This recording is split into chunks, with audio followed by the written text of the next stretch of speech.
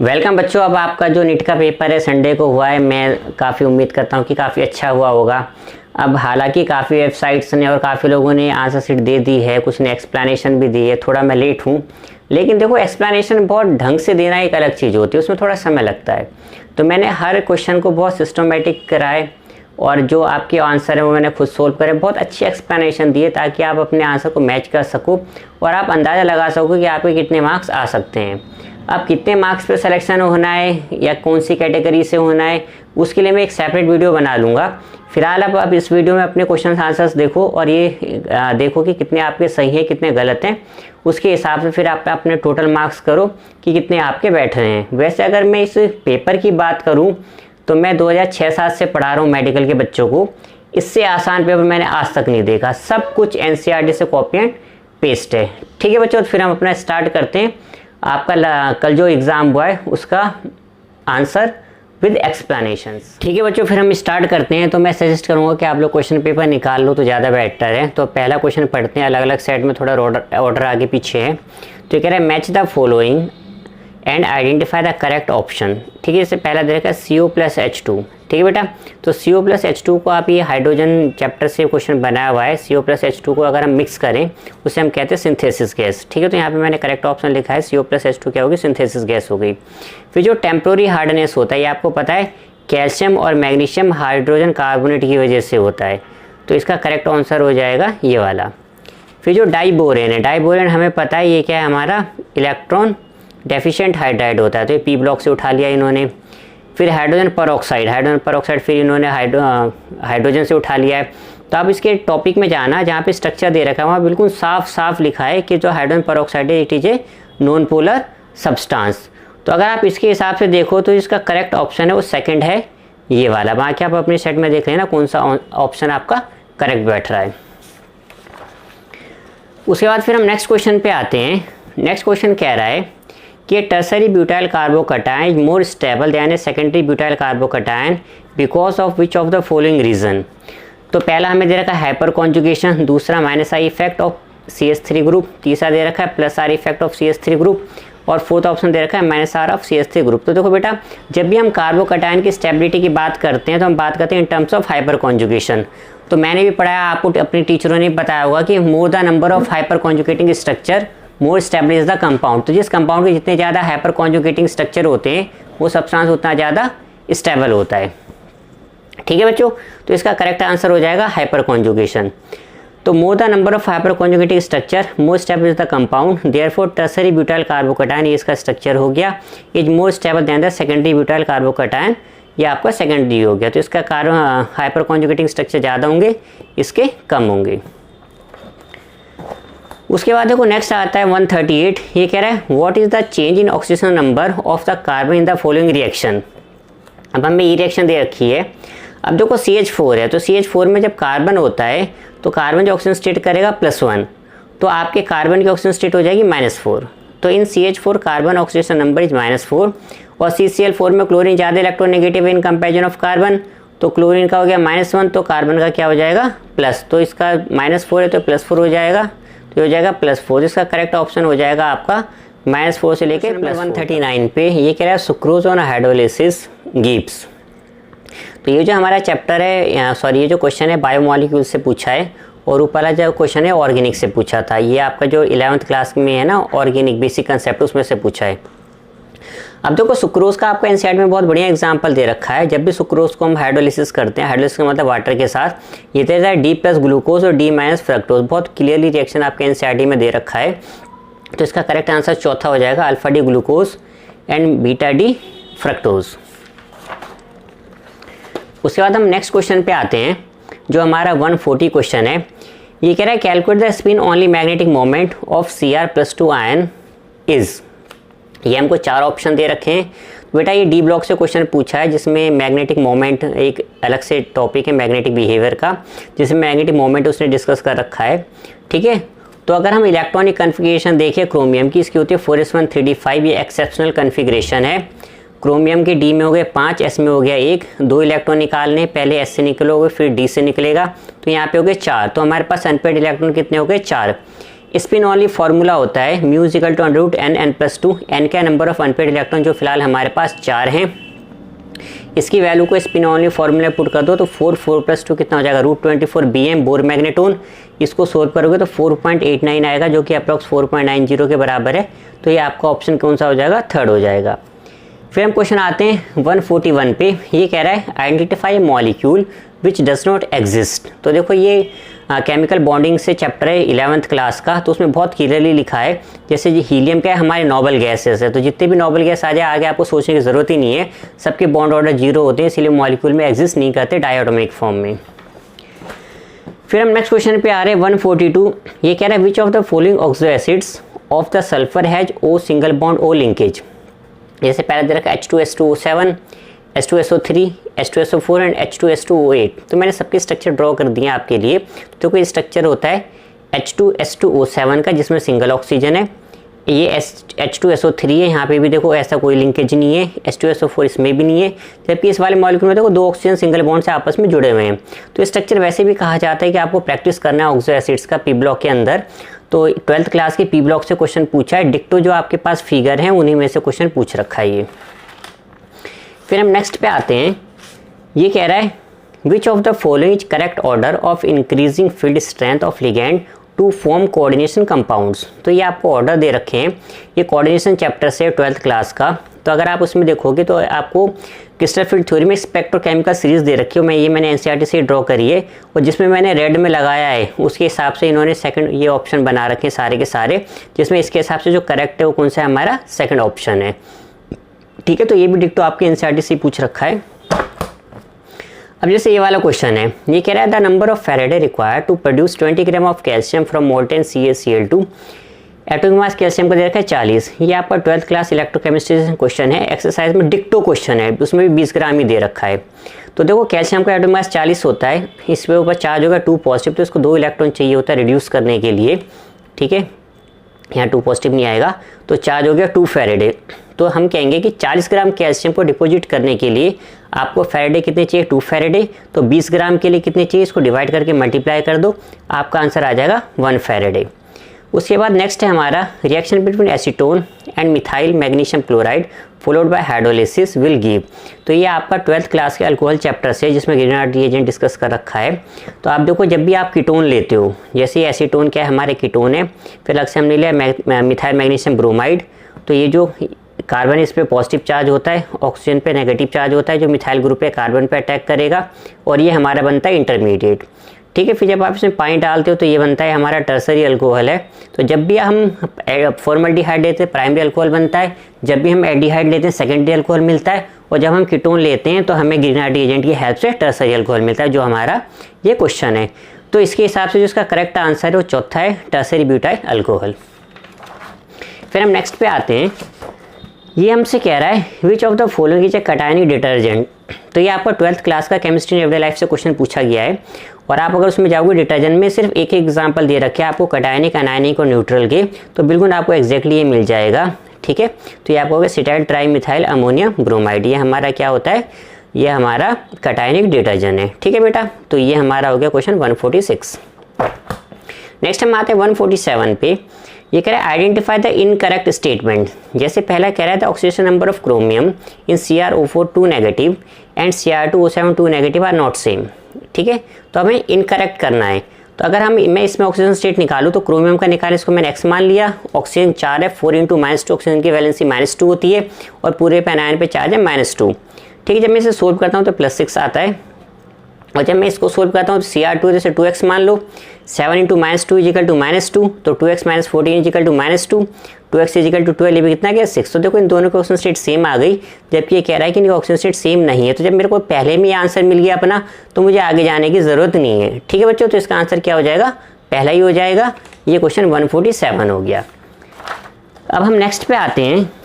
ये कह रहा है which of the following alkane can not be in good yield by Wurtz reaction. ये हमारा 12th क्लास का 10th चैप्टर है haloalkanes and haloarenes, उसमें जो वुड्स रिएक्शन दे रखी है। तो वुड्स रिएक्शन में क्या होता है, जैसे अगर हम एक कार्बन ले लेफ्ट में तो राइट में 2 मिलते हैं, 2 लें तो हमें 3 मिलते हैं, अगर हम 3 लें तो हमें 6 मिलते हैं। तो लेफ्ट में अगर हम ऑड लेते हैं तो हमें क्या मिलते हैं, इवन ही मिलते हैं। तो इसीलिए जो हेप्टेन वाला ये आंसर हमारा नहीं हो सकता। ठीक है। तो इनमें से हेप्टेन हमें नहीं मिल सकता क्योंकि हमें इवन नंबर में कार्बन चेन मिलती है।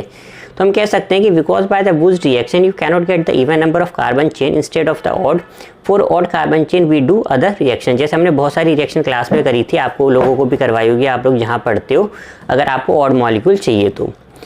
देन नेक्स्ट है हमारा 149। ये कह रहा है urea react with water to form a which will be decomposed to B. B when passes through a Cu2 positive deep blue color solution C is formed. What is the formula of a complex from the following? अभी बेटा हमारा P block से question है और group 15 में दे रखा है आपका। एक ये इंटेक्स का क्वेश्चन है, आई होप सो। तो बस इसमें ना थोड़ा कॉम्प्लिकेट कर दिया इंटरमीडिएट डाल के। तो इंटरमीडिएट डालने के बाद बच्चा थोड़ा कंफ्यूज हो जाएगा इसके अंदर, ठीक है। तो जैसे अगर हम देखें यूरिया की, तो यूरिया जो होता है एक्वस सॉल्यूशन जब आप डालते हो तो एक इंटरमीडिएट बनाता है ये वाला, तो इसको हम कहते हैं साइनेट आयन, ठीक है, जो कि फर्दर डिकम्पोज हो जाता है अमोनिया में। तो आपको एनसीईआरटी में जो जो रिएक्शन दे रखी है वो ये वाली दे रखी है Cu2 पॉजिटिव 4NH3 जो कि डीप ब्लू कलर बना रहा है।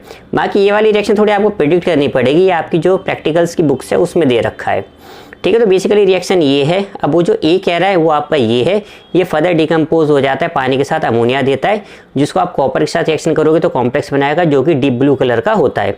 तो हमारा ऑप्शन क्या हो जाएगा, थर्ड हो जाएगा, ये हमारा कॉम्प्लेक्स बन रहा है। फिर हम आते हैं हमारे नेक्स्ट क्वेश्चन पे। बहुत आसान क्वेश्चन पूछ रखा है ये आपसे। तो ये कह रहा था freezing point depression constant of the benzene 5.12, the freezing point depression for the solution of the molality 0.078 containing a non electrolyte solute in the benzene, और राउंड ऑफ करना है आपको, ठीक है। तो देखो बेटा केएफ दे रखा है 5.12, मोलिटी दे रखी है 0.078, डेल्टा टीएफ होता है एम डॉट के एफ, ठीक है। मोलिटी ये हो गई और केएफ की वैल्यू ये हो गई। जब हम इसको सोल्व करेंगे तो हमारे पास ये आंसर आ जाएगा इसका, ठीक है। तो ये भी हमारा बहुत आसान सा क्वेश्चन पूछा हुआ है जो आपका आराम से हो जाएगा। उसके बाद नेक्स्ट देखो हमारे पास 151 है। ये number of proton, neutron and electron of deuterium respectively are. तो ये आपका structure of atom 11th class से पूछा हुआ है। तो देखो ये सिंबल दे रखा है, नीचे जो गिवन होता है वही एटॉमिक नंबर होता है, जो एटॉमिक नंबर होता है उतने ही प्रोटॉन होते हैं और जनरली उतने ही इलेक्ट्रॉन होते हैं किसी भी न्यूट्रल एटम के अंदर। तो नंबर ऑफ न्यूट्रॉन का फॉर्मूला होता है atomic mass minus number of the proton. तो 175 को 71 से माइनस करोगे तो 104 आ जाएगा। तो आपके प्रोटॉन हो गए 71, इलेक्ट्रॉन हो गए 71, न्यूट्रॉन हो गए 104। इनके हिसाब से अगर आप टैली करोगे तो आपको सेकंड ऑप्शन ठीक मिलेगा, 71, 104 एंड 71 वाला। फिर हम आते हैं अपने नेक्स्ट क्वेश्चन पे जो कि हमारा 152 है। ये कह रहा है identify the compound x in the following sequence of the reaction. तो ये हमें चैप्टर 12 से पूछा हुआ है aldehyde ketone and carboxylic acid से। तो उसमें बहुत क्लियरली दे रखा है, ये इटार्ट रिएक्शन के नीचे दे रखी है आपको ये रिएक्शन। तो आप देखोगे ये आपके पास CH3 है, ये आपका फ्री रेडिकल हैलोजिनेशन रिएक्शन है, आपसे एक्स पूछ रहा है, फिर बता रहा है बेंजल्डिहाइड। तो यहाँ पे मैंने रिएक्शन करके आपको बता रखा है कि जब आप Cl2H डालोगे तो 2 हाइड्रोजन को रिप्लेस करके Cl2 डालता है, फिर जब हाइड्रोलिसिस करते हो तो 2H बन जाता है, एक कार्बन पे 2H जो हाईली अनस्टेबल कंपाउंड होते हैं तो H2 अपने आप एलिमिनेट होकर एल्डिहाइड बना लेता है। तो आपका जो करेक्ट आंसर है वो ये है जो कि आपका ऑप्शन 4 है, ये वाला। फिर हम नेक्स्ट आते हैं 153 पे। ये कह रहा है identify the correct statement from the following. जैसे सबसे पहला कह रहा है pig iron can be mould into variety of the shapes. तो ये बिल्कुल करेक्ट है आपका, ठीक है। लेकिन इसमें क्या है कि थोड़ी कंफ्यूजन है कि नीचे वाला ठीक है कि नहीं है, इसलिए मैंने आपको प्रॉपर आंसर दे दिए हैं। जैसे सेकंड कह रहा है wrought reaction is impure iron with 4% of the carbon. तो ये आपका क्लासिफिकेशन ऑफ एलिमेंट्स से छठा चैप्टर जो 12th क्लास का है उसमें आयरन की आपको एक्सट्रैक्शन दे रखा है। तो एक्चुअल में क्या होता है, रोट आयरन में जो परसेंटेज होती है कार्बन की वो 0.08% होती है, बहुत लो होती है, उसमें कितनी दे रखी है 4%। तो ये हमारा इनकरेक्ट है। फिर कह रहा है blister copper has blistered appearance due to the evolution of SO2। SO2 की वजह से होता है, जबकि आपको क्वेश्चन में किसकी वजह से दे रखा है, CO2 की वजह से। फिर उसके बाद कह रहा है vapour phase refine is carried out for nickel and van Arkel method, जबकि ऐसा नहीं है, आजकल बहुत सारे अलग मेटल के लिए हम इनको यूज करते हैं रिफाइनिंग प्रोसेस। हम आते हैं नेक्स्ट पे जो कि 154 है। ये कह रहा है which of the following set of molecule will have zero dipole moment. ये आपको केमिकल बॉन्डिंग 11th क्लास से पूछा हुआ है। जैसे पहले देखा है boron trifluoride, barium difluoride, carbon dioxide, 1,4 dichlorobenzene. तो आपको स्ट्रक्चर ड्रॉ करना पड़ेगा। जैसे ये बोरोन ट्राइफ्लोराइड का स्ट्रक्चर है, इसका डायपोल इस साइड जाएगा, इसका डायपोल इस साइड जाएगा, इसका डायपोल इस साइड जाएगा, इन दोनों का डायपोल इधर जाएगा, ये इसको कैंसिल कर देता है, इसका डायपोल मोमेंट हो जाता है 0। ये बहुत क्लियरली दे रखा है 11th क्लास की बुक में, आप देख सकते हो केमिकल बॉन्डिंग में डायपोल मोमेंट के अंदर। फिर बैरियम ट्राइफ्लोराइड है जिसका ये स्ट्रक्चर होता है, देखो इसका इस साइड जाएगा डायपोल, इसका इस साइड जाएगा, दोनों अपोजिट है, इसका भी 0 हो गया। ये कार्बन डाइऑक्साइड की स्ट्रक्चर इसका भी देख सकते हो, इसका इधर जा रहा है, इसका इधर जा रहा है, दोनों का अपोजिट है, इसका भी 0 हो गया। और ये आपका डाइक्लोरोबेंजीन है पैरा पोजीशन पे, ये ऊपर है ये नीचे है, 1,4 दे रखा है आपको, इसका भी डाइपोल 0 हो जाएगा। ठीक है बेटा, तो ये हमारा क्वेश्चन हो गया 154 जिसका ऑप्शन 1 है। अब हमें 1 में जब आंसर मिल गया तो हम आगे जाने की हमें ज़रूरत नहीं है किसी का भी स्ट्रक्चर ड्रॉ करने की। अब बच्चों आते हैं हमारे नेक्स्ट क्वेश्चन पे जो कि 155 है। ये कह रहा है paper chromatography is an example of. तो ये बेटा 11th क्लास का 12th चैप्टर से पूछा है आपका जो ऑर्गेनिक केमिस्ट्री का है।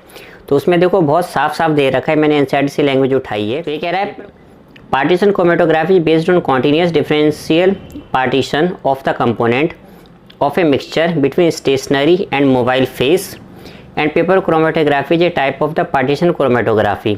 ठीक है बेटा, तो इसमें से जो आपका आंसर हो जाएगा वो आंसर 3rd हो जाएगा, पार्टीशन क्रोमेटोग्राफी। फिर हम नेक्स्ट आते हैं नेक्स्ट 156 पे। ये कह रहा है आइडेंटिफाई द करेक्ट मैच। ठीक है बच्चों, तो इसके लिए अगर आप देखो तो ये जैसे पहला आपको दे रखा है, ये आपको लाइन से दे रखी है, तो ये मैंने करेक्ट लिख रखा है। जैसे अनिल अनियम होता है 101, इसका नाम होता है मेंडेलिवियम। उसके बाद अनिल ट्राइटियम है 103, इसका नाम होता है लॉरेंसियम। फिर अनिल हेक्सियम है 106, इसका नाम होता है सीबोर्जियम। उसके बाद जो 111 है ये अनियम है, इसका नाम होता है रोटजेनियम। तो इसमें बस ये चौथा नाम गड़बड़ दे रखा है, डरमेन स्टेडियम। ठीक है, तो इसके हिसाब से इसका ऑप्शन फर्स्ट ही हो जाएगा, यानी डी का जो 4th दे रखा है वो आपका गड़बड़ है। ये क्लासिफिकेशन ऑफ एलिमेंट्स है 3rd चैप्टर जो 11th क्लास का है, उसमें एक टेबल है जिसमें बहुत क्लियरली दे रखा है। फिर हम नेक्स्ट आते हैं, हमारा 157 है। 157 में कह रहा है find out the solubility of NiOH twice in the 0.1 molarity NaOH। आपको दे रखा है एनी product of water NiOH twice का 2 × 10⁻⁻15 और ये आपके 4 ऑप्शन है। ये आपका इक्विलिब्रियम से क्वेश्चन पूछा है, बिल्कुल लास्ट एग्जाम्पल है इक्विलिब्रियम में एनसीईआरटी का 11th क्लास का चैप्टर 7 है, जिसके अंदर आप देखो हम मान लेते हैं कि सॉल्बिलिटी हमारी S है, तो NaOH में 1:1 है तो OH नेगेटिव 1 हो जाएगा, इसमें 2OH नेगेटिव होता है तो इसीलिए 2S हो जाएगा। दैन सॉल्बिलिटी प्रोडक्ट होता है Ni2 पॉजिटिव और OH नेगेटिव का स्क्वायर आ जाएगा, क्योंकि ये ब्रेक होता है Ni2 पॉजिटिव 2OH नेगेटिव, जो 2 है ना वो पावर में चला जाता है।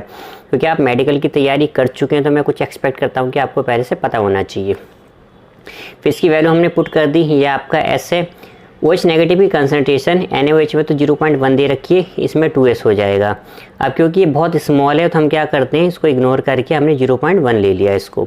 जब हम इसको यहाँ पे पुट करते हैं तो हमारा आ जाता है 2.0 × 10⁻13, जो कि आप देख सकते हो कि आपका सेकंड ऑप्शन है जो ये दे रखा है। ये डिक्टो मैंने एनसीईआरटी से उतारा है, आप एक बार टैली कर लेना। फिर हमारा नेक्स्ट क्वेश्चन है 158। ये कह रहा है which of the following is a natural polymer. तो आप ये पॉलीमर में दे रखा है 12th क्लास के चैप्टर में, नेचुरल रबड़ हर कोई पढ़ के जाता है इसको। तो जो नेचुरल रबड़ होता है, नेचुरल रबड़ में भी considered as a linear polymer of isoprene. ये तीनों लाइन मैंने एनसीईआरटी से उतारी है। 2-methyl-1,3-butadiene and is also called as cis-1,4 polyisopropyne। तो ये इसका स्ट्रक्चर होता है, तो इसका आंसर 2 हो जाएगा, cis-1,4 polyisopropyne। फिर हमारा 159 है। ये कह रहा है reaction between benzaldehyde and acetophenone in the presence of dilute NaOH known as. तो आपको एनसीईआरटी में 2 ही दे रखे हैं, अल्डोल एंड क्रॉस अल्डोल। बाकी आपको एक कैनिजारो दे रखी है बट वो सिंगल के लिए होती है। अब इसमें 2 अलग अलग कंपाउंड है तो अलग अलग में क्या लगता है, हमारा क्रॉस अल्डोल लगता है। यहाँ पे मैंने आपको रिएक्शन करके दिखा दिया ताकि कोई कन्फ्यूजन ना हो। ये एल्डिहाइड है, ये आपका एसीटोन है, आपने डाइल्यूट NaOH डाला तो अल्फा आके जुड़ता है इसके साथ। ठीक है, तो अल्फा इसके केस में ये है, तो किस तरह ये आके जुड़ेगा, फिर इसमें से एलिमिनेट हो जाता है हमारा और ये इंटरमीडिएट बन जाता है। ये इंटरमीडिएट है तो फाइनली प्रोडक्ट है जिसमें OH एलिमिनेट के बाद डबल बॉन्ड आ जाता है, तो इसका नाम हो गया बेंजल्डिहाइड देन फिनोन। ठीक है, तो इसके हिसाब से हमारा ऑप्शन फर्स्ट ही हो जाएगा, क्रॉस अल्डोल कंडेंसेशन। ये 12th क्लास के 12th चैप्टर में है, एल्डिहाइड कीटोन कार्बोक्सिलिक एसिड में। उसके बाद नेक्स्ट अगर हम देखें तो हमें क्वेश्चन नंबर 160 है। ये कह रहा है mixture which shows positive deviation from the riots law. तो अगेन ये हमारा 12th क्लास का 2nd चैप्टर सॉल्यूशन में से क्वेश्चन पूछा गया है। तो उसमें आप पॉजिटिव डेविएशन देखोगे एनसीईआरटी में पढ़ के तो बहुत क्लियरली आपको एग्जांपल दे रखा है, इथेनॉल एंड एसीटोन। उसमें इथाइल अल्कोहल और एसीटोन लिखा हुआ है। तो जब आप इथेनॉल यानी इथाइल अल्कोहल में देखोगे तो इसमें हाइड्रोजन बॉन्डिंग काफ़ी स्ट्रांग होती है। जब हम इसको एसीटोन में मिक्स कर दें तो बॉन्डिंग वीक हो जाती है, इसकी वजह से वेपर प्रेशर बढ़ जाता है और ये हमको पॉजिटिव डेविएशन दिखाने लगता है। ठीक है, तो इसका आंसर क्या हो जाएगा, 2 हो जाएगा। नेक्स्ट हम आते हैं 161 पे। ये कह रहा है the rate constant for the first order reaction is this one. The time required to reduce 2.0 gram of a reactant to 0.2 gram is. तो इसी टाइप का आपको काइनेटिक्स में 12th क्लास के काइनेटिक्स में बहुत इंटेक्स का एक क्वेश्चन दे रखा है, बस थोड़ी वैल्यूज चेंज कर दिए ताकि आपको कैलकुलेशन में दिक्कत ना हो। तो ये आपके 4 ऑप्शन हो गए। अब आप इसमें देख सकते हो कि के की वैल्यू हमें ये दे रखी है, R0 2.0 हो गया, RT 0.2 हो गया। ये हमारे पास इंटीग्रेटेड फर्स्ट रेट एक्सप्रेशन होता है फर्स्ट ऑर्डर का, तो R0 तो 2.0 है, RT 0.2 है, ये आपका हो गया के की वैल्यू। इसको सोल्व करोगे 10 आ जाएगा, log 10 की वैल्यू 1 होती है, तो आप जब इसको पूरा सोल्व करोगे तो ये आ जाएगा 500 सेकेंड, जो कि आपका चौथा आंसर है। ठीक है, तो ये भी आपका एनसीईआरटी बेस्ड क्वेश्चन है। उसके बाद देखो 162, तो 162 ये कह रहा है आपसे HCl was pass through a solution of CaCl2, MgCl2, NaCl which of the following compound is crystallises. तो ये आपको इक्विलिब्रियम में आयनिक कॉमन आयन इफेक्ट में सबसे लास्ट में दे रखा है एक पैराग्राफ, वहीं से मैंने लाइन उठाई है आपकी। तो ये कह रहा है if you pass saturated solution of NaCl and pass HCl through it, then NaCl is precipitated out due to increased concentration of chloride ion available from the dissociation of HCl। तो अगर आप देखो NaCl 1:1 इलेक्ट्रोलाइट है, बाकी जो आपके हैं 1:2 electrolytes हैं। Sodium chloride thus formed is very high purity and we get rid of impurity of sodium like sodium, magnesium and calcium। तो इसमें सोडियम नहीं आएगा, मैग्नीशियम कैल्शियम इम्प्योरिटी हट जाती है, हमें क्या मिल जाता है NaCl मिल जाता है प्योर अमाउंट में। ठीक है बेटा, तो इसका आंसर थर्ड हो जाएगा ओनली NaCl। ये चैप्टर 7 है इक्विलिब्रियम 11th क्लास का, जिसमें लास्ट में इसकी डिस्क्रिप्शन दे रखी है। फिर 163 है, कह रहा है correct option for the free expansion of an ideal gas under adiabatic condition is. तो ये आपको 4 ऑप्शन दे रखे हैं। अगेन ये लाइन भी मैंने एनसीईआरटी से उठाई है। Expansion of a gas is in vacuum, P external 0 होता है, it's called free expansion, no work is done, work done 0 होता है इसके केस में। During free expansion of an ideal gas whether the process reversible और irreversible. तो इसके हिसाब से अगर हम देखें तो हमारा सेकंड ऑप्शन फिट बैठ रहा है, जिसमें Q0 है, डेल्टा T 0 है, वर्क डन भी क्या है हमारा 0 है। तो जो हमारा क्वेश्चन 163 है, इसका आंसर क्या हो जाएगा 2 हो जाएगा। उसके बाद हम आते हैं अपने क्वेश्चन पे जो कि 164 है। ये कह रहा है आपसे identify the correct statement of the following. जैसे पहला आपको दे रखा है CO2 use A refrigerant for the ice cream and the frozen foods. ठीक है, अब जो CO2 है देखो यहाँ पे गैस की फॉर्म में दे रखा है और हमसे करेक्ट स्टेटमेंट पूछ रहा है।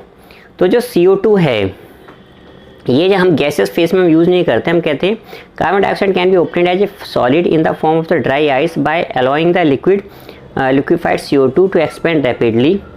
ठीक है, तो बेसिकली क्या है, मैं दोबारा पढ़ देता हूँ। Carbon dioxide can be obtained as a solid in the form of the dry ice by allowing liquefied CO2 to expand rapidly. इसीलिए जो हमारा सॉलिडिफाइड जो CO2 होता है उसी को हम यूज़ करते हैं as a refrigerant for ice cream and frozen foods. ठीक है, तो पहला स्टेटमेंट हमारा क्या हो गया, इनकरेक्ट हो गया। दूसरा कह रहा है the structure of C60 contain 26 carbon rings and 25 carbon chain. तो ये भी आपको P ब्लॉक में दे रखा है। ठीक है, CO2 वाला भी आपका P ब्लॉक में ही है, कार्बन ग्रुप 14 के अंदर। तो फ्लोरीन्स जो होता है इसमें 26 मेंबर्ड रिंग होता है, जो कि क्वेश्चन में ठीक दे रखा है, बट 12 मेंबर्ड रिंग होता है जो इसमें गलत दे रखा है। इसमें दे रखा है 25, एक्चुअल में 12 होता है। ठीक है, तो आपका बी स्टेटमेंट भी गलत है। अब हम सी स्टेटमेंट में आते हैं। ये कह रहा है ZSM5 a type of zeolite is used to convert alcohol into gasoline. ये सरफेस केमिस्ट्री में जियोलाइट्स में दे रखा है, बिल्कुल करेक्ट है।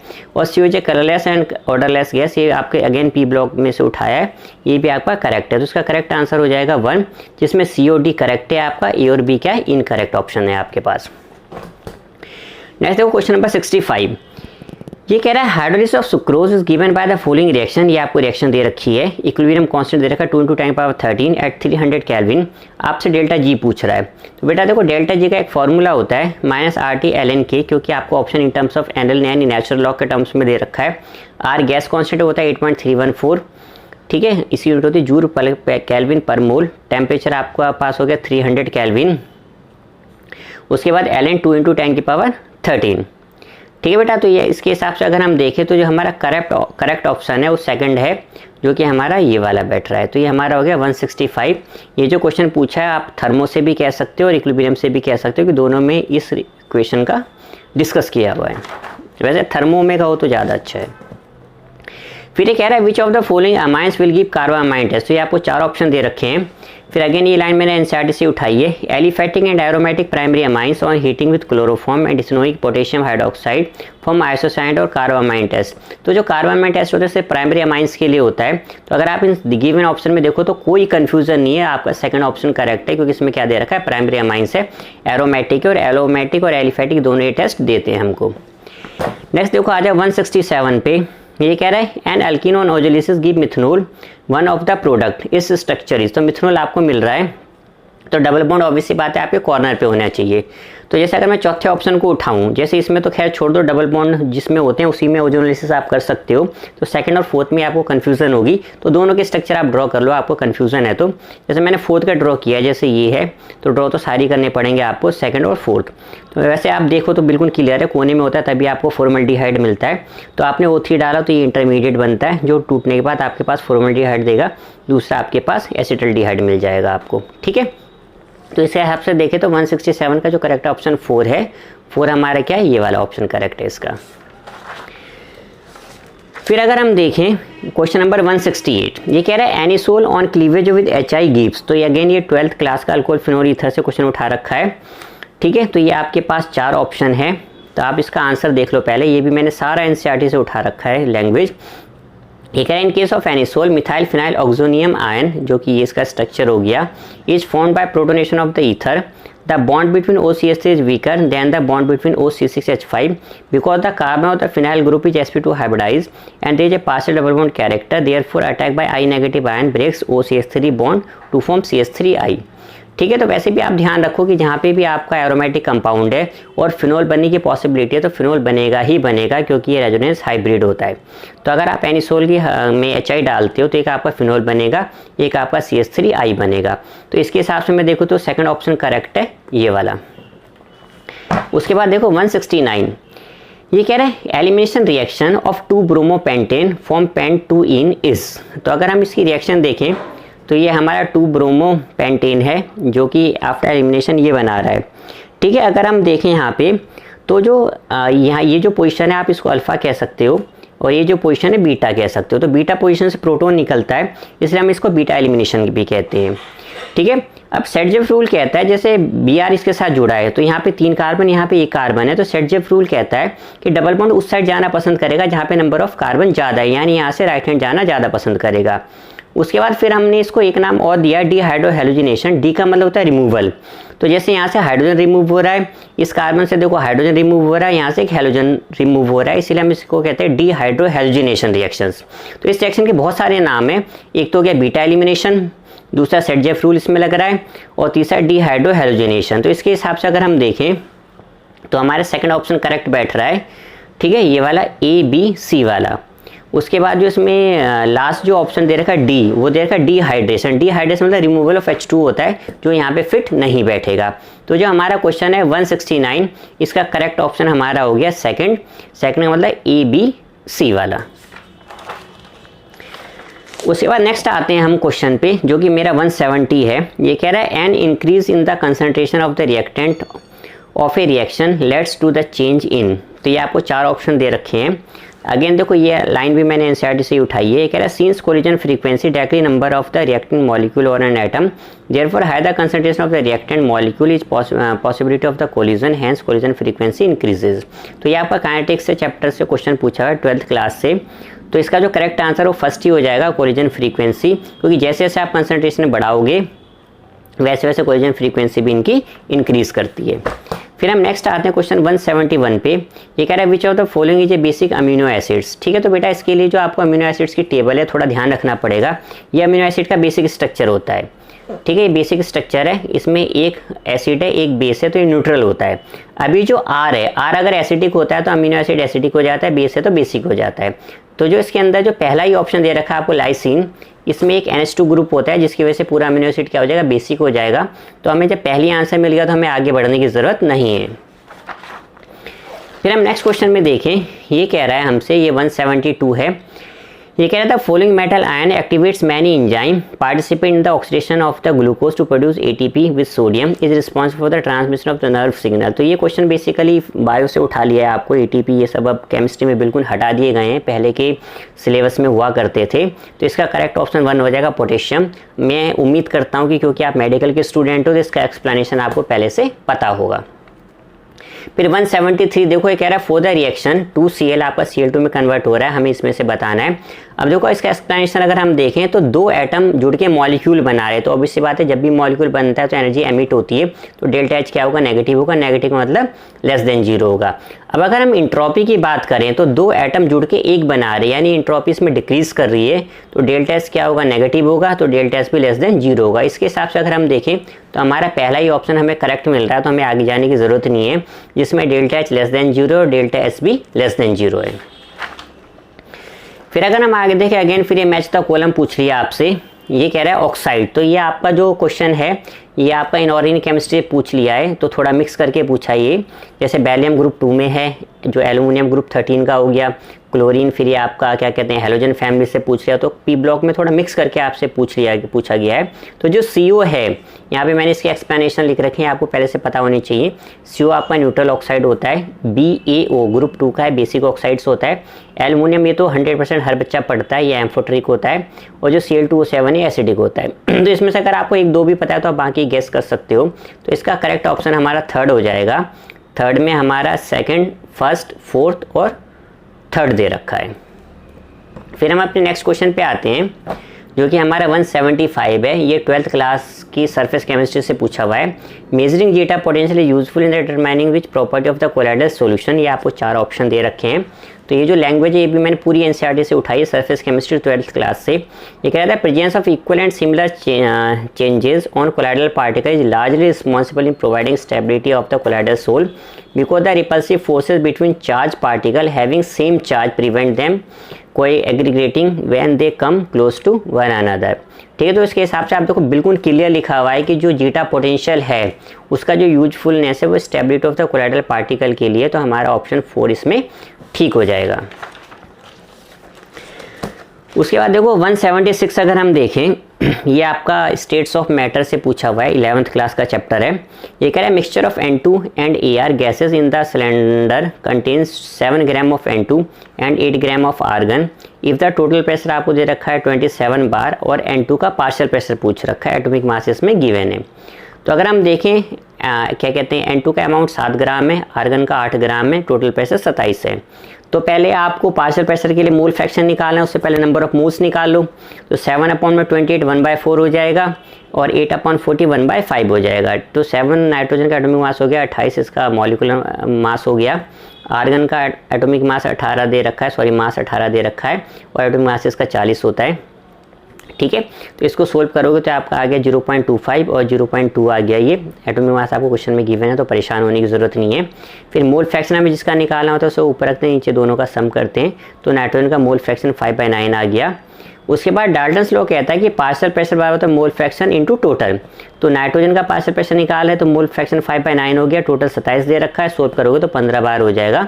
तो 15 बार के हिसाब से जो हमारा ऑप्शन देखोगे आप 4th ऑप्शन है जो कि हमारा करेक्ट है। ये भी बहुत आसान क्वेश्चन आपसे पूछा हुआ है।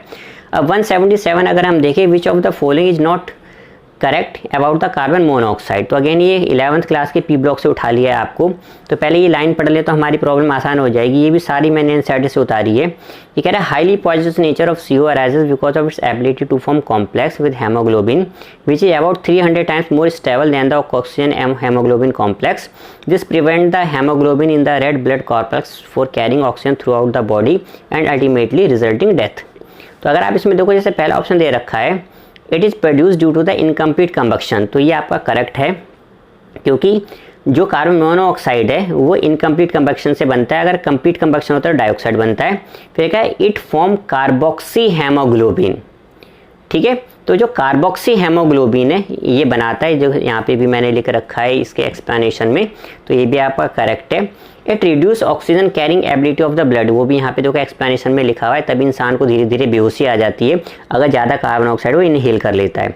फिर कहता है carboxy haemoglobin is less stable then oxy haemoglobin, तो ये थोड़ा गड़बड़ दे रखा है क्योंकि कार्बोक्सी हेमोग्लोबिन ज़्यादा स्टेबल होता है in comparison of oxy haemoglobin, तो इसका करेक्ट आंसर हमारा 4 हो जाएगा। फिर हम नेक्स्ट पे आते हैं। नेक्स्ट हमारा है 178, ये आपका सॉलिड स्टेट से पूछा है, 12th क्लास का पहला चैप्टर है ये कह रहा है एन एलिमेंट है BCC structure with a edge length 288 picometre, the atomic radius is, तो अगर हम बीसीसी की बात करें बॉडी सेंट्रेड यूनिट सेल की, तो उसमें रिलेशन होता है 4r इक्वल टू √3a, तो r हो जाएगा √3a/4, a की वैल्यू पुट कर दो, देखो यही आंसर हो गया। अब इससे आसान क्या क्वेश्चन देगा भाई मेडिकल के एग्जाम में। उसके बाद नेक्स्ट देखो ये कह रहा है which of the following has maximum number of the atom, तो ये आपको अगेन 11th क्लास के फर्स्ट चैप्टर से क्वेश्चन उठाया एक्सरसाइज से, तो सबका मास दे रखा है। तो नंबर ऑफ एटम्स का फॉर्मूला होता है number of moles multiply Avogadro constant, तो नंबर ऑफ एटम्स आप लिथियम के निकालो 1/7 इंटू एवोगैड्रो नंबर हो जाएगा, ये आपका आंसर है। Number of atoms of silver 1/108, ये आपका आंसर है। Number of atom of magnesium 1/24, ये आंसर है। और number of atom of oxygen आपका ये आंसर हो गया। तो अब अगर आप सारे आंसर को मैच करो तो सबसे ज़्यादा जो आपके एटम बैठ रहे हैं वो आपके लिथियम में बैठ रहे हैं, तो इसका आंसर 1 हो जाएगा, ठीक है। 1 ग्राम ऑफ लिथियम, इसमें एटम नंबर ऑफ एटम सबसे ज़्यादा है हमारे पास। फिर हम अगर नेक्स्ट क्वेश्चन पे आएँ जो कि हमारा 180 है, ये कह रहा है on electrolysis of dilute sulphuric acid using platinum electrode the product obtained at the anode will be, ये आपका इलेक्ट्रोकेमिस्ट्री से पूछा है 12th क्लास का। तो पहला आपको ऑप्शन दे रखा है SO2 गैस, दूसरा हाइड्रोजन, तीसरा ऑक्सीजन और चौथा H2S गैस। तो अगर आप इसमें देखो बहुत क्लियरली दे रखा है NCERT से, ये कैथोड पे H2 गैस निकलती है और एनोड पे O2 गैस निकलती है। तो इसके हिसाब से अगर हम देखें तो हमारा ऑप्शन 3 ठीक है जिसमें ऑक्सीजन गैस लिखा हुआ है, ठीक है। तो ये हमारा कंप्लीट हुआ। ये हमारा लेक्चर था जिसमें हमने पूरा क्वेश्चन पेपर डिस्कस किया है, सिर्फ केमिस्ट्री के जो रेफरेंस है, जो 45 क्वेश्चन है केमिस्ट्री के। होप सो आपको पसंद आया होगा, एक्सप्लेनेशन भी पसंद आया होगा, मैंने बहुत प्रॉपर वे में आपके लिए सोल्व किया है। तो बेटा अगर आपको पसंद आया तो सब्सक्राइब कर लेना ताकि आपको और भी लेटेस्ट वीडियो मेरे इस केमिस्ट्री से रिलेटेड मिलते रहे, मेडिकल से रिलेटेड, ठीक है बच्चों। वॉच करने के लिए बहुत बहुत धन्यवाद। अब मेरा नेक्स्ट लेक्चर का वेट करो जिसमें मैं आपको बताऊंगा, पेपर का थोड़ा एवेल्युएशन करूंगा और आपके मार्क्स बताऊंगा कि किस मार्क्स पे आपको किस हिसाब से कॉलेज मिल सकते हैं, ठीक है बच्चों। तो थैंक यू।